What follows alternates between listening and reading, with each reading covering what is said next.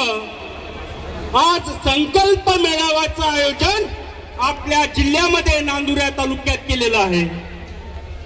संकल्प कशाचा? संकल्प निवडणुकीसाठी. संकल्प कशाचा? वंचितांसाठी. आणि संकल्प कशासाठी? तर येणाऱ्या निवडणुकांमध्ये सत्ता स्थापन करण्यासाठी.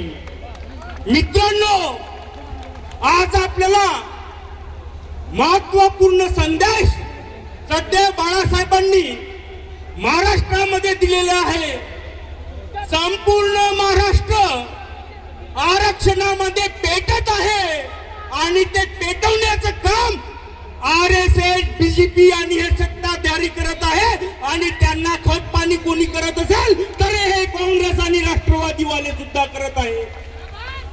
आणि आरक्षण वाचवण्यासाठी खरंच कुणी आपल्या महाराष्ट्रासह देशामध्ये कुणी काम करत असेल तर ते सध्या बाळासाहेब आंबेडकर आणि आंबेडकर कुटुंब आहे.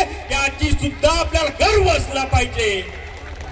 सध्या बाळासाहेबांची भूमिका होती मराठ्यांना आरक्षण मिळालंच पाहिजे, परंतु त्यांचा वाटा हा वेगळा असला पाहिजे. ओबीसीचं आरक्षण हे वेगळं असलं पाहिजे, परंतु हे RSS, BJP, काँग्रेस सर्व मनुवादी म्हणतो मी, काँग्रेस पण सर्व या मनुवादी लोकांनी प्रत्येक जाती धर्माला लढाईसाठी समोरासमोर सज्ज करण्याचं काम केलेलं आहे. आज सुजातदादांच्या माध्यमातून ज्या राज ठाकरेंच्या विरोधात कोणा काँग्रेसवाल्यांची राष्ट्रवादीवाल्यांची बोलण्याची हिंमत नव्हती, या पठ्ठ्यानं मुंबईमध्ये राज ठाकरेला आळवं घेण्याचं काम केलं. सुजातदादा आंबेडकर आहे.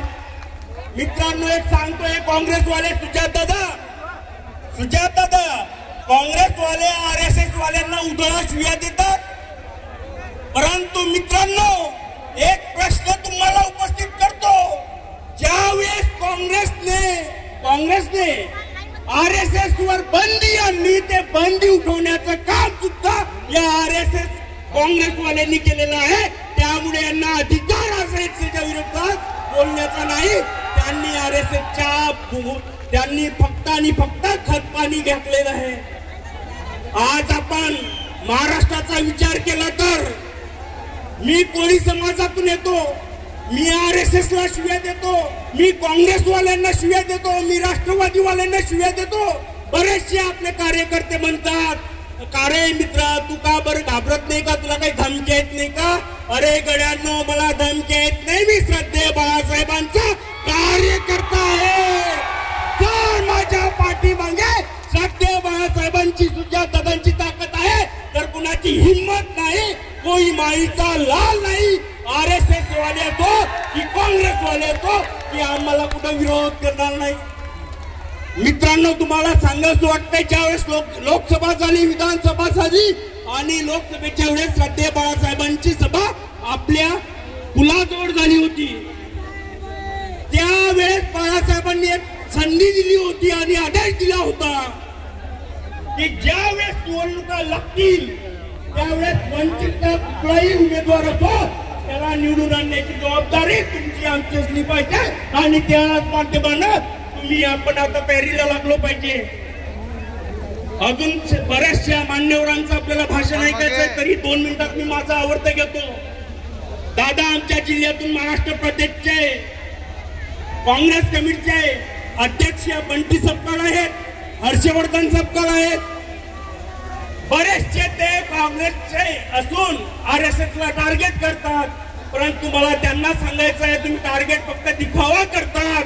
कारण की तुम्ही काँग्रेसवाले सुद्धा इथले RSSच्या आणि BJPच्या कुशीत जाऊन बसतात आणि आम्हाला बी टीम म्हणतात. या हरामखोरांना त्यांची जागा टाकवायची आहे. जर तुम्ही आपण एकत्र होऊन येणाऱ्या निवडणुकीमध्ये आपल्या उमेदवारांना जिंकून आणण्यासाठी आज संकल्प केला नाही तर येणारा काळ तुमच्या आमच्यासाठी भयावह राहणार आहे. त्यासाठी सुजातदादांनी जे मार्गदर्शन करतील दादा, त्या पद्धतीनं तुम्हाला आपल्याला काम करायचं आहे.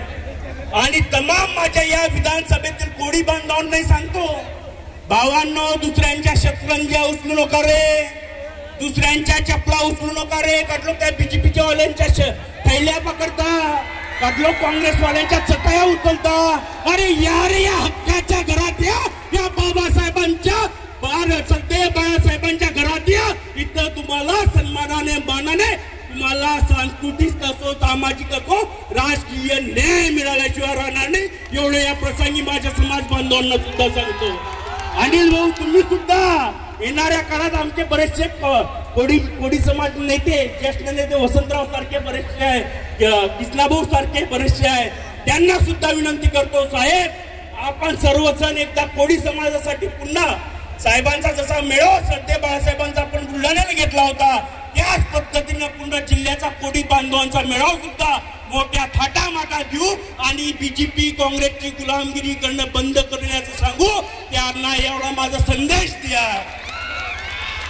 मित्रांनो, फक्त एक कळकळीची विनंती करतो, आपण एवढ्या मोठ्या संख्येने जमतो, सभेला येतो, सर्व काही व्यवस्थितरित्या पार पाडतो आणि निवडणुका लागल्या की बरेचसे आपले कार्यकर्ते विनाकारण एकामेकावर आरोप करतात, शंकेने पाहतात. तेच बंद करा, जेणेकरून आपला कोणत्याही जाती धर्माचा उमेदवार असेल त्याला निवडून आणण्याचं काम करा. आणि मला जे बोलण्याची संधी दिली त्यासाठी आयोजकांचे मनापासून मी धन्यवाद देतो.